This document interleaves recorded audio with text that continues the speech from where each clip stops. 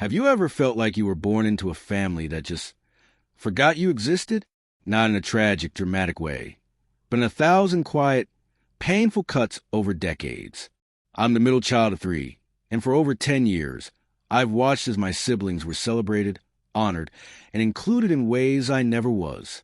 At first, I thought I was imagining it. A missed birthday dinner here, an awkward brush-off there. But as time passed, the pattern became impossible to ignore. Family traditions that included everyone but me, milestones that came and went without acknowledgement, vacations planned and enjoyed with my sisters while I was left behind.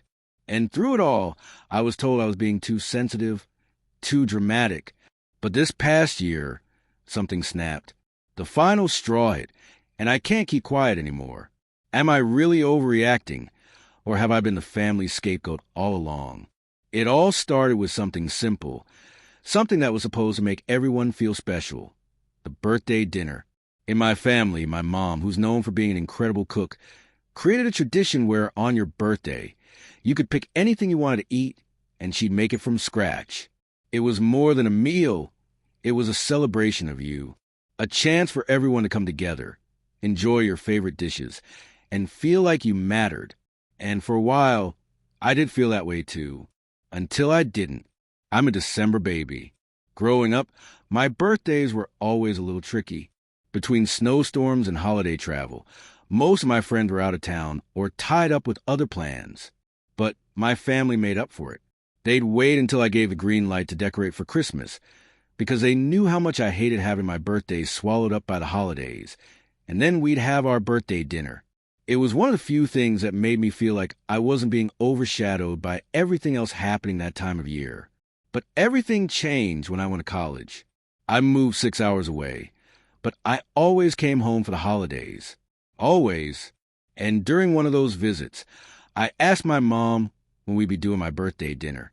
She looked me in the eye and said, "No one wants to cram another family meal between Thanksgiving and Christmas." I was stunned. That night, she went up to band playing at a relative's wedding and asked them to sing me Happy Birthday, which turned into a super awkward moment when they reminded everyone that the bride's birthday was the next day. That was the first time I felt like an afterthought. Since then, I've only had 2 birthday dinners. One when my ex-partner arranged it behind my back for my 30th. And one more when my then 2-year-old daughter cried to my mom because no one was celebrating me. That was it. 2 dinners in almost 2 decades. Meanwhile, my sisters, 1 and 3, have never missed a single birthday dinner. Their partners, always included. Even their grown children get celebrated every year like clockwork. And yet, I'm somehow the exception. I've asked about it, begged for a reason. But every time I bring it up, I'm told I'm overreacting, that I'm being dramatic, that I'm making it up.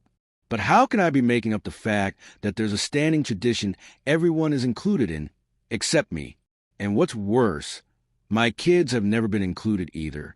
Not once. No birthday meal from grandma. No celebration. It's like we don't count. It may seem small, just a dinner, but when you're the only one being excluded over and over again, year after year, it adds up. It's not about food. It's about being treated like I matter, like I belong. And honestly, I don't think I felt that in a long time. As the years went on, the birthday dinners became just one example in a long list of ways I felt invisible to my own family. But the thing that really broke my heart came later, when I was pregnant with my second child, a baby boy. By then, I was married and had a beautiful blended family that included my daughter, my husband's daughter, and the son we were about to welcome into the world. I wasn't expecting a huge celebration, but I thought maybe, just maybe, my family would want to be a part of something special. I thought they might finally show up for me in a way they hadn't before. They didn't. I remember my husband genuinely trying to do something kind, reaching out to my mom and asking if she planned to host a baby shower. He didn't want to step on anyone's toes. He just wanted to make sure I felt celebrated. Her response? Silence. Crickets. She ignored him. Even worse, she lied to my 2 closest college friends, who had offered to throw a shower, and told them not to worry because the family had it covered. They believed her. They trusted that she meant what she said. Spoiler, nothing happened. No shower, no lunch, no gift, no acknowledgement. Just another example of how easily I was overlooked. And later, when I gently brought it up, her excuse was, well, you don't throw a shower for the second baby. That might sound like a reasonable tradition to some, except that she did throw a shower for my older sister when she had her second child. Her reasoning? She had a girl first, so we thought she'd need some boy things. Sound familiar? Yeah, I had a daughter first, too, and then a boy. Exact same situation. Totally different treatment. It's not just the lack of events or gifts that hurts. It's the double standard. It's the way the rules bend for my sisters, but never for me. It's how their milestones are moments for the whole family to celebrate, while mine are either ignored or minimized. And it doesn't stop at me. My children, who have done nothing but love their grandparents and want to be part of the family, get the same cold shoulder. No birthday dinners. No special moments. Nothing. At some point, you start to ask yourself, what did I do wrong? Did I offend someone without knowing? Did I miss a memo on how to earn love and attention in this family? Because no one will give me a straight answer. All I hear is, you're being dramatic, or you're imagining things, or the ever-popular get over it. But how do you get over being constantly left out, especially when you've done everything you can to be supportive, present, and kind? It wasn't just about a baby's shower. It was about watching history repeat itself, this time not just with me, but with my children. And that realization, that the people who are supposed to love you most can so casually treat you like you don't matter, stings in a way that's hard to put into words. After the baby's shower didn't happen, I tried to let it go. I told myself it wasn't worth holding on to, that maybe my expectations were too high. I didn't want to become bitter. So I focused on my little family, poured myself into being present for everyone else's big moments. Birthday parties, graduations, holidays. I showed up with a smile, brought food, gave thoughtful gifts, stayed late to help clean. I did everything I could to prove that I was still part of the family, even if it didn't always feel that way. Then came New Year's Day. I remember standing in my parents' kitchen, chatting with everyone, when I overheard my sisters talking excitedly about hotel reservations and restaurant bookings. They were comparing notes on an itinerary. I asked what they were planning, thinking maybe it was something the whole family would be doing. That's when I found out they were planning a sibling trip with their partners to a country I've dreamed of visiting my entire life, a place I've talked about for years. I felt the air leave my lungs. I hadn't been invited, not even asked, not even told, just left out. Again, when I asked what they were talking about, my younger sister, who was my maid of honor, by the way, snorted and said, "What? Do you want to come?" Like it was some kind of joke. Then she laughed and turned right back to the conversation like I wasn't even there. I stood there frozen, trying not to cry, because once again, they didn't just leave me out. They mocked the idea that I'd even want to be included. And the worst part? My husband and I weren't just excluded from a vacation. We were left out of one of the most important moments of my sister's life. While on that trip, her boyfriend proposed. My older sister and her husband were there recording the moment, celebrating with them. I got a text with a photo of the ring, after the fact. That was it. No phone call, no heads up, no inclusion. It hit me like a gut punch. When I got engaged, I waited to tell anyone because it happened right before Father's Day, and I didn't want anyone to accuse me of trying to steal attention from the holiday. My niece noticed the ring, mentioned to my older sister, and her response was, "Yeah, I see the F asterisk asterisk asterisk ing thing," followed by an eye roll. That was the level of excitement I got. It was in that moment, staring at my phone, looking at that picture of the engagement ring, that everything just clicked. This wasn't an accident. It wasn't a misunderstanding. It was a pattern, a long, painful pattern of being excluded from the things that matter most. And I wasn't just being left out anymore. I was being dismissed, mocked, treated like a footnote in their story. That was the moment I stopped trying to make sense of it and started asking the harder question.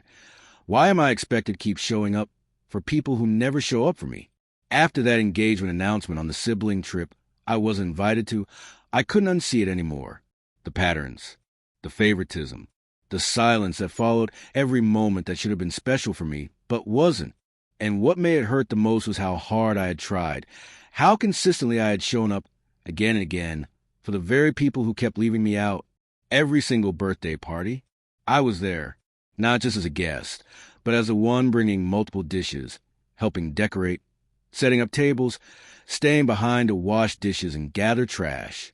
I never showed up empty-handed. I never just popped in for appearances. I came early. I stayed late. I helped clean up the confetti and pack up the leftovers. I gave gifts that I put time and thought into, even when money was tight. Because that's what you do when you love people. That's what you do when you want to be part of something. When my siblings celebrated milestones, graduations, housewarmings, baby showers, I clapped the loudest. I took pictures. I posted them with heartfelt captions. I made sure they felt loved and celebrated. Even when I was hurting, even when I felt like the outsider, I still showed up for them. And I did it because I believe that's what family is supposed to do.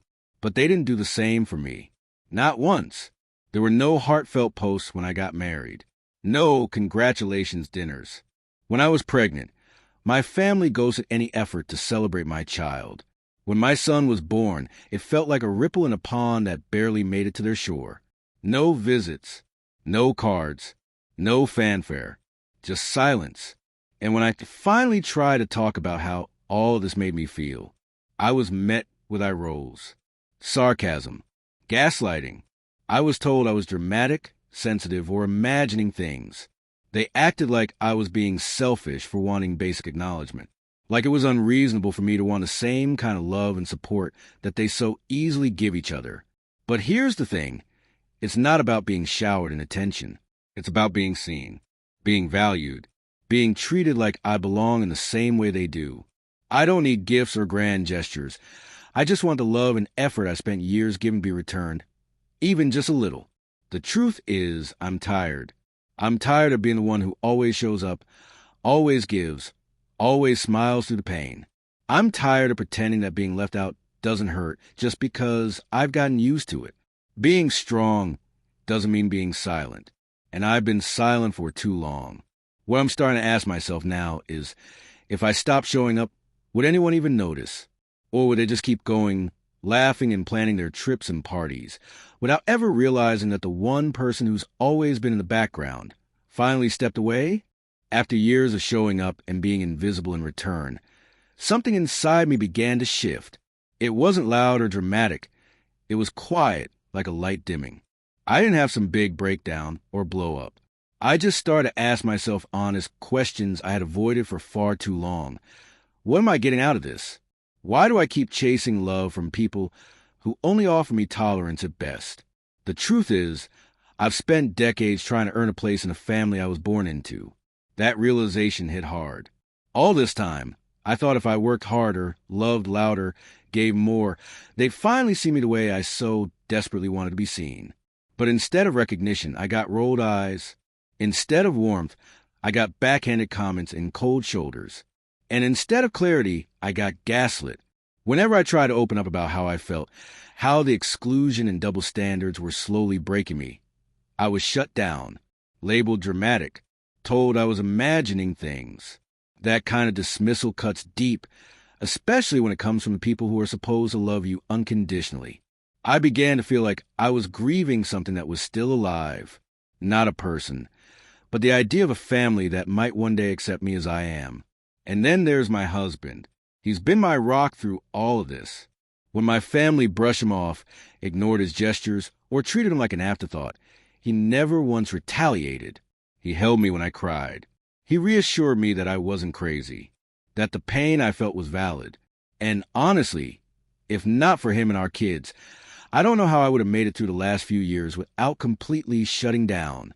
He's seen what it's done to me, how each birthday dinner I don't get, every celebration I'm excluded from, every photo sent after the fact chips away at my sense of worth.